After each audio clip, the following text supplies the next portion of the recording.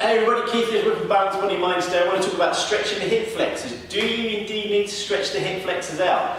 But the problem is that the hip flexor is composed of two muscles, the iliacus and the psoas. The psoas has fibres connected to the thoracic and lumbar vertebra, and the iliacus has fibres connected to the iliac fossa. Both of these muscles merge with fibres oriented this way into a common tendon that causes hip flexion by connecting into the femur. Now, more often than not, people are told just to stretch the hip flexors out, generally by doing a stretch that's just like this. Problem is, it doesn't differentiate between the fibres.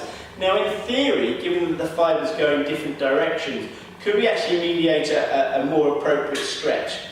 In my opinion, and many people that I've worked with, we often see that the psoas in particular doesn't work as well as it could do. And more often than not, the iliacus tends to be facilitated and sometimes inhibiting the psoas. And there are many other relationships like that. So determining whether the iliacus or the psoas is working too much would actually dictate which muscle we need to release and stretch on an ongoing basis.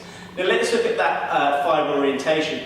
Given that the psoas has fibres that go laterally, if I were to turn my hip in medially and gently push forwards, I could actually probably get a better stretch on the psoas there. And I can feel this stretch running deep into my belly, going back towards the lumbar spine. And that would be a really good way to stretch out the psoas. Conversely, although there isn't much research on the iliacus causing internal rotation, or none that I've seen, what we could do is now turn the leg and the hip slightly out.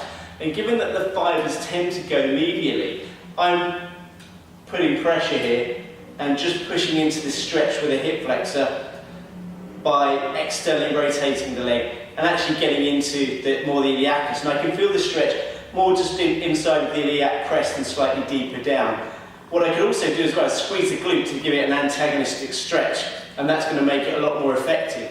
So, in a nutshell, what I'm asking you to consider here, instead of going into a normal hip flexor stretch, because the hip flexors have a vast control around the lumbo-pelvic area, get someone who can identify whether you actually need an iliacus stretch or a psoas stretch.